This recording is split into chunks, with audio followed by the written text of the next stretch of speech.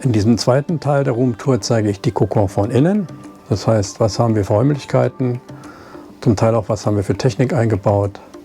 Und ich denke, das ist für den einen oder anderen interessant, das sich mal anzuschauen. Viel Spaß dabei, ich hoffe, es gefällt euch. Hier sind wir jetzt im Salon.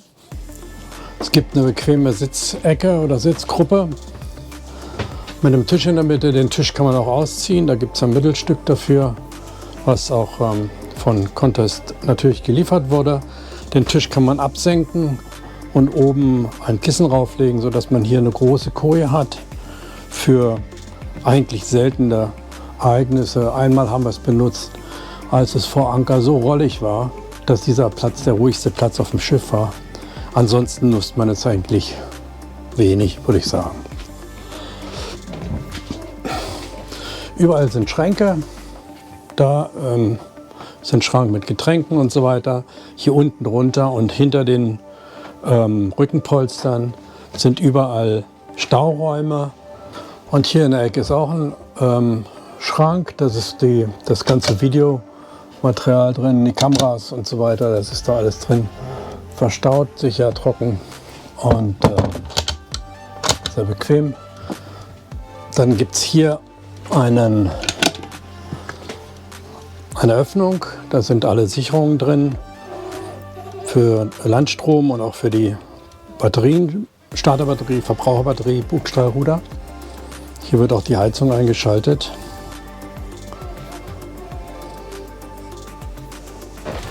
Und auch in dem Raum ist ein Thermostat für die Heizung. Also mir war es wichtig, in diesem Schiff so wenig wie möglich zu verändern. Ich wollte keine Löcher irgendwo reinbohren, um Panels anzubauen und so, sondern das Schiff ist quasi original, ohne Einbauten, die man nicht wieder zurückbauen kann und wo es eben keine Sachen gibt, die irgendwo Löcher hinterlassen oder so. Das war mir extrem wichtig. Dieses Fach hier oben,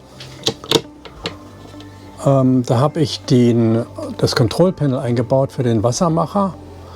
Das kann man rausnehmen hier und dahinter hat man dann quasi Zugriff auf die Elektronik.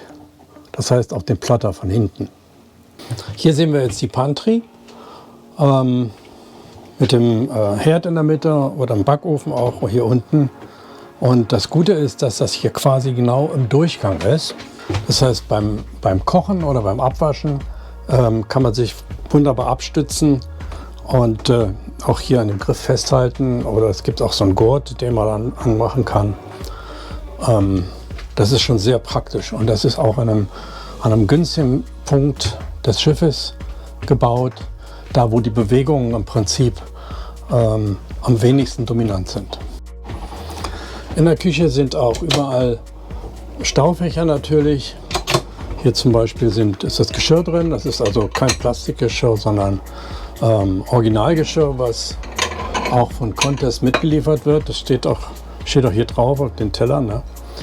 Und auch das hier, das ist Standard bei Contest, die Tassen und so weiter. Hier unten ist noch was Interessantes. Das ist nämlich ein Fach für Gläser. Da poltert nichts, da geht auch nichts kaputt. Beleuchtet ihn.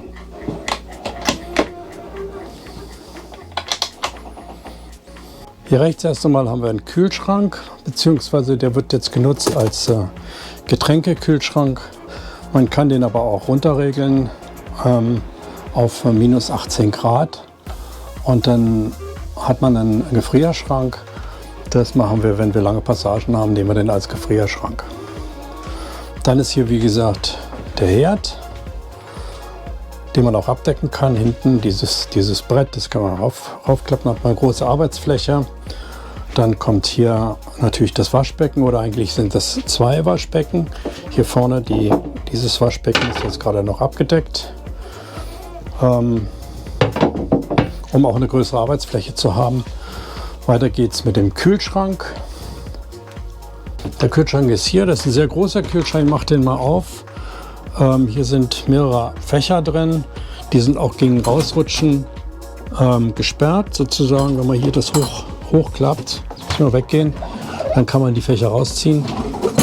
Das heißt, wenn man die Tür öffnet auf See, dann ist nicht das, was oftmals behauptet wird, dass dann hier alles rausfliegt. Das ist nicht der Fall, sondern durch diese Fächer, die nicht von alleine rauskommen, passiert da überhaupt nichts. Und auch diese großen Kühlschränke, da wird ja immer gesagt, da fällt die Kälte raus. Es hört sich so an, als ob danach der Kühlschrank völlig warm ist. Das ist natürlich nicht der Fall, sondern es kommt ein bisschen diese kalte Luft raus, natürlich. Aber dadurch, dass der gesamte Innenraum kalt ist und auch das Kühlgut drin kalt ist, passiert eigentlich überhaupt nichts. Also der Kühlschrank geht vielleicht einmal kurz an und dann war es das. Also so ein Kühlschrank, der ist Gold wert. Des Weiteren gibt es hier oben eine Mikrowelle. Das ist unglaublich praktisch. Ich habe sie also auch auf See benutzt. Nämlich genau dann, als mir die Gasflaschen leer gegangen sind auf dem Atlantik. Dann geht es dann durch in die Achterkabine. Hier ist ein ganz bequemes Doppelbett mit 1,60 Meter in der größten Breite. 2 Sitze daneben. Darunter ist Stauraum. Auf der anderen Seite auch ein Sitz. Und was toll ist natürlich, man hat hier oben genau das Fenster drüber. Das kann man auch mit einem Mückengitter zuziehen oder auch verdunkeln.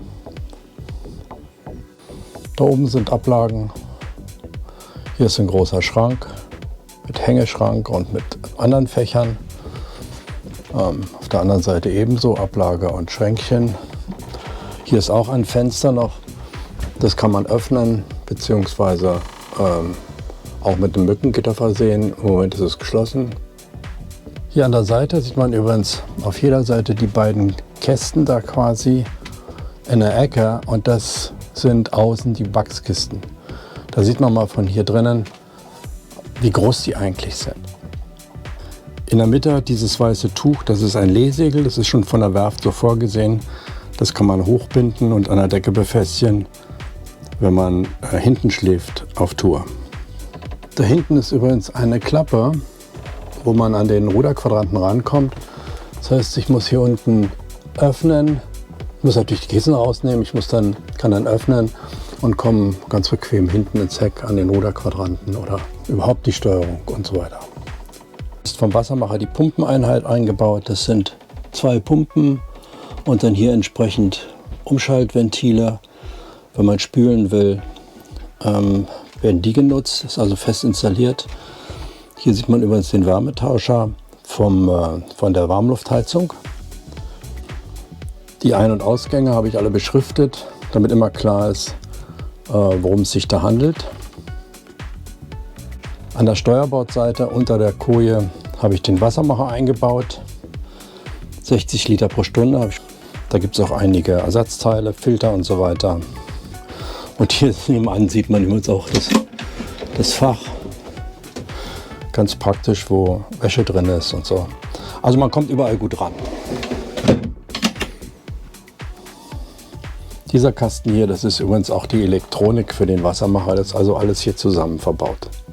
Die Heizung hat hier auch ihren eigenen Thermostaten für den hinteren Raum. In der Achterkabine lagert auch das Einlagekissen für den Tisch im Salon. Wenn man den runter macht, kann man ja ein Doppelbett draus machen. Und daneben geht es ins Highlight auch, das Bad hinten, Bad ensuite praktisch. Hier ist ein Waschbecken natürlich, eine Toilette, Schränke, diverse Schränke für alles Mögliche. Ein Fenster, das man öffnen kann, das jetzt auch geöffnet ist. Und die Dusche. Die Dusche hat auch nochmal ihr eigenes Fenster, was jetzt auch offen ist. Ich habe immer den Vorhang davor, damit es dahinter nicht so nass wird. Und hier sind auch 2 Zugänge in den Motorraum. Einmal dieser Zugang hier und dann, jetzt muss ich mal die Tür zumachen. Und dann ein zweiter Zugang hier in den Motorraum. Das heißt, man kommt von allen Seiten an den Motorraum. Hier haben wir jetzt den Kartentisch. Das ist alles Wichtige, was ich zur Navigation brauche. Erstmal das Schaltpanel. Natürlich, hier ist nochmal ein Raymarine-Instrument. so ein Multi-Instrument oder was, wo man alles Mögliche anzeigen kann.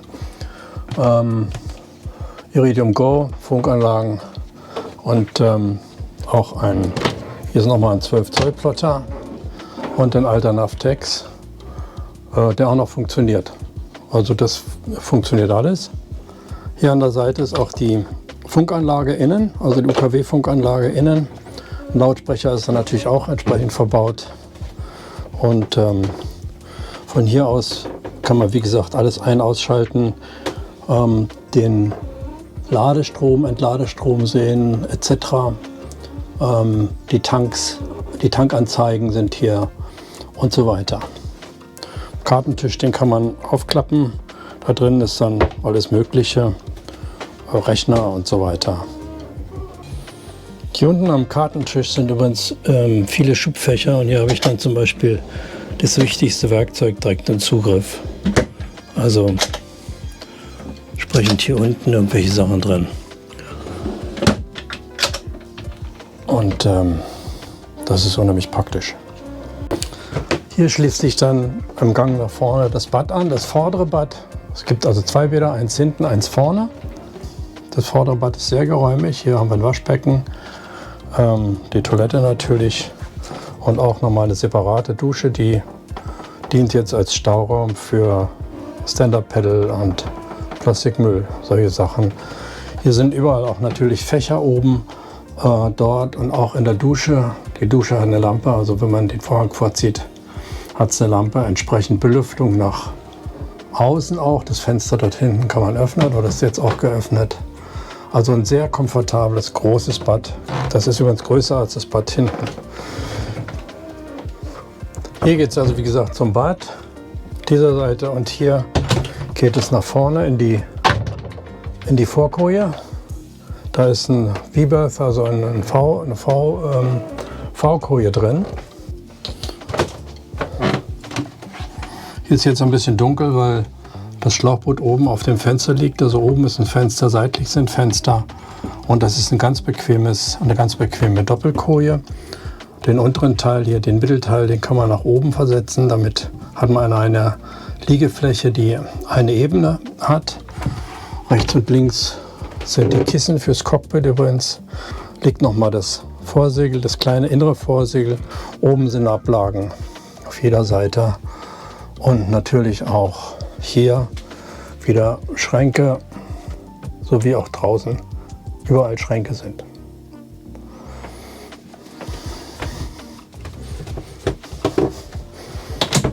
Und von der Vorkoje kommt man direkt auch in dieses große Bad, was ich schon gezeigt habe. Übrigens interessant, finde ich, weil ich denke gerade dran, hier in diesem Fach, das ist auch ein Fach hier, dieses lange Fach hier, das kann man aufmachen. So. Und da sind praktisch alle Kabelverbindungen drin, die vom Mast runterkommen. Ich weiß nicht, ob man das jetzt so sieht.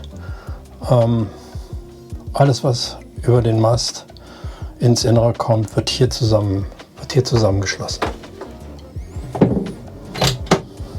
Ich wollte noch mal zeigen, wie man hier an die Elektrik kommt, beziehungsweise ich finde, dass die Elektrik auf diesem Schiff vorbildlich gemacht ist, vorbildlich.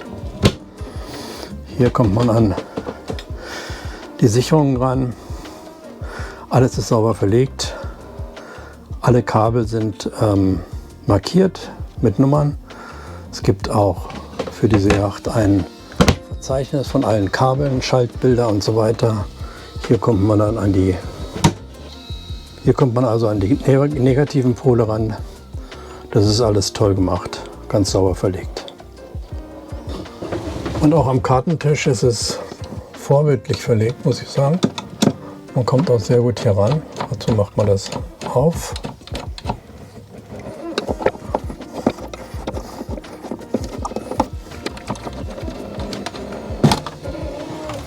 So, und dann kann man das aufklappen.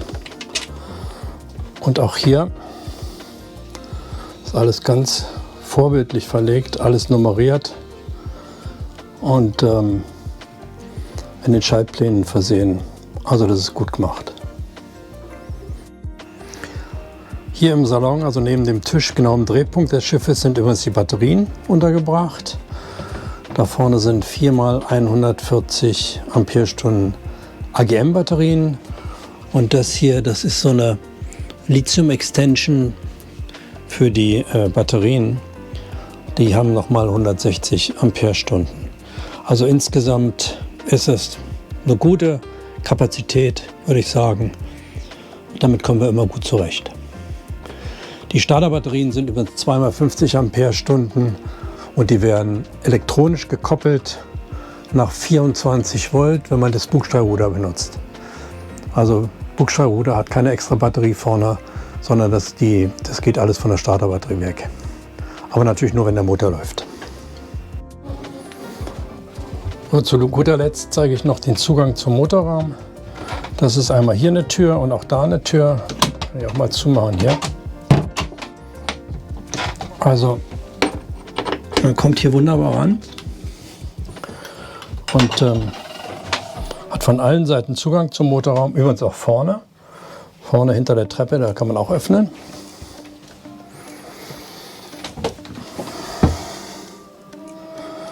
Und hier ist eine 100 PS Maschine drin, Yanmar 100 PS, 4 Zylinder. Und die hat also wirklich richtig Kraft. Da oben sieht man übrigens nochmal den Boiler, ich weiß nicht, ob man den sieht. Oberhalb der Lampe, da oben ist er. Da oben ist der Boiler für Warmwasser. Hier im hinteren Teil im Motorraum sieht man ist im Grunde genommen noch viel Platz. Da ist diese Wellenübertragung und hinten ist eine Profisil-Dichtung drin als Dichtung für die Welle. Da oben sieht man nochmal den Boiler. Also es ist eine starke Maschine, eine gute Maschine. Alles ist sauber installiert. Hier sind nochmal umschaltbare Wasserabscheider drin. Da ist einer mit einer Druckanzeige oben, ganz wichtig. Da ist der zweite. Hier kann man praktisch im laufenden Betrieb mit dem Hebel umschalten, wenn ein Problem ist mit dem Filter. Das zeigen übrigens auch diese Druckanzeigen an, falls es ein Problem gibt. Ich kann also im laufenden Betrieb direkt umschalten. 2 Lichtmaschinen sind hier noch drin. Eine ist für die Starterbatterie. Hier drüben auf der anderen Seite ist noch eine 120 Ampere Lichtmaschine für die Verbraucherbatterien. Wie gesagt, alles ist gut zugänglich. Ich komme hier wunderbar in den Motorraum rein. Von der Seite, von vorne, von der anderen Seite, von der Duschseite aus. Da sind auch nochmal 2 Türen.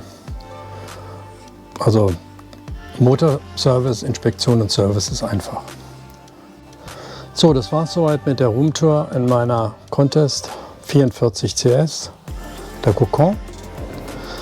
Ich hoffe, es hat euch gefallen und vielleicht dem einen oder anderen eine Idee gegeben, was man machen könnte oder was man vielleicht irgendwo einbauen könnte. Ich bin jetzt niemand, der regelmäßig jeden Freitag oder einmal die Woche oder einmal 2 Wochen ein Video veröffentlicht, sondern ich mache das nur dann, wenn ich das Gefühl habe, dass ich was Interessantes zu zeigen habe. Und ihr könnt natürlich den Kanal abonnieren, dann verpasst man neue Sendungen halt nicht, da wird man benachrichtigt, das ist klar. Wollte ich eigentlich nie erwähnen, aber jeder macht so, jetzt mache ich es eben auch mal, weil ich das eben nicht regelmäßig mache. Gut, vielen Dank fürs Zugucken und bis zum nächsten Mal.